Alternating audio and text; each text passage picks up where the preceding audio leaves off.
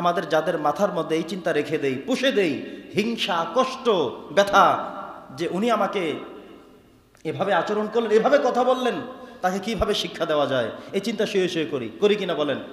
কথা বলেন।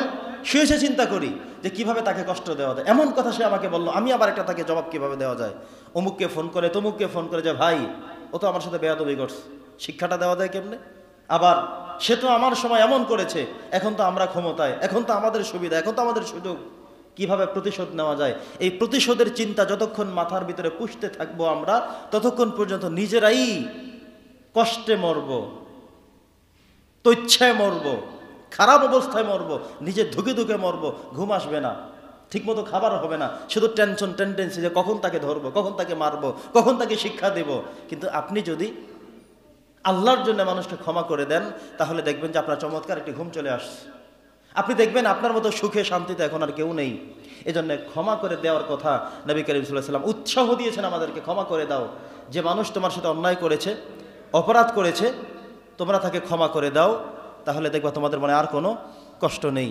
প্রিয় সুধী, নবী করিম সাল্লাল্লাহু আলাইহি সাল্লাম যখন মক্কা ছেড়ে মদিনায় হিজরত করে যাচ্ছেন, সাথে ছিলেন হযরত আবু বকর সিদ্দিক রাদিয়াল্লাহু তাআলা আনহু।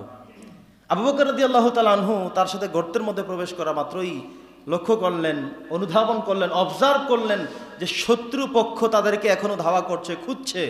ওই গর্তের কাছাকাছি তারা চলে আসছে। আবু বকর রাদিয়াল্লাহু তাআলা আনহু বলেন, ইয়া রাসূলুল্লাহ, ইয়া হাবিবাল্লাহ, শত্রু তো চলে আসছে, আমাদের আর রক্ষা নাই।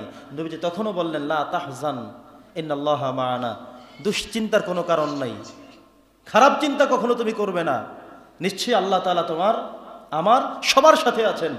লা তাহজান ইন্নাল্লাহা মা'ানা, নিশ্চয়ই আল্লাহ তাআলা আমাদের সাথে আছেন। এই বিশ্বাস কি আছে আমাদের?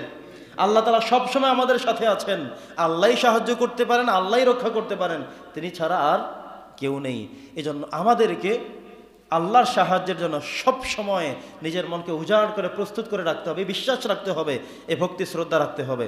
প্রিয় সুধী, নবী করিম সাল্লাল্লাহু আলাইহি সাল্লাম,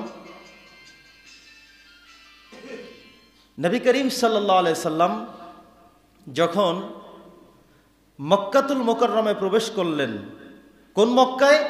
যে মক্কা তার জন্মভূমি, যে মক্কা থেকে তাকে বিতাড়িত করে তাড়িয়ে দিয়েছে, বের করে দিয়েছে, দৌড়ানো দিয়েছে। কিন্তু সময়ের পরিবর্তনে, সময়ের ব্যবধানে আরেকটি সময়ে নবীজি এসে মক্কাতুল মুকাররমায় প্রবেশ করলেন।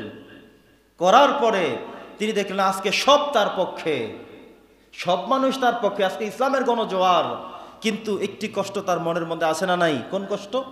তিনি যখন গেলেন, যাওয়ার সময় যেই মানুষদের কারণে যেতে হয়েছে, যেই মানুষটা তাকে যেতে বাধ্য করেছে, যে মানুষটা তাকে হুমকি ধামকি দিয়েছে, আজকে তিনি আসার পরে তাদেরকে প্রতিশোধ নেবেন না, না, তিনি সেটা না করে তিনি একটি সম্মেলন করলেন, সংক্ষিপ্ত পরিসরে বললেন, লা তাসরিবা আলাইকুমুল ইয়াউম ইয়াগফিরুল্লাহু লাকুম, আজকে তোমাদের কারো প্রতি আমার কোনো বিদ্বেষ নাই, কোনো অভিযোগ নাই, সবাইকে আজকে ক্ষমা করে দিলাম। সুবহানাল্লাহ, সবাইকে ক্ষমা করে দিলাম।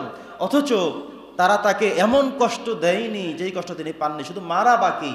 কয়েকবার মারতে উদ্যত হয়েছে, আক্রমণ করেছে, আঘাত করেছে, অনেক কিছু করেছে। এমনকি যেই দিন তিনি মক্কা ছেড়ে চলে গেলেন, সেই দিনের কি পরিস্থিতি ছিল? সবাই সশস্ত্র অবস্থায় নবীজির ঘরের চতুর্দিকে ঘেরাও করে দাঁড়িয়ে গেল। আজকে নবীজির রক্ষা নাই, আজকে তাকে মেরে ফেলতেই হবে, এমন একটি সিদ্ধান্ত নিয়ে দাস। সেখান থেকেও আল্লাহ তাআলা তাকে বাঁচিয়ে দিয়ে মক্কা ছাড়িয়ে মদিনায় পৌঁছানোর ব্যবস্থা আল্লাহ তাআলা করলেন।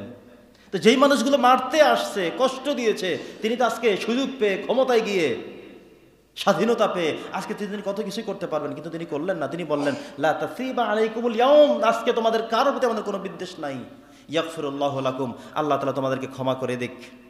তিনি এই ঘোষণা দেওয়ার পরে সবার মনে সঞ্চার হলো, আশা জাগলো যে নবীজি ক্ষমা করার উত্তম নমুনা দেখালেন।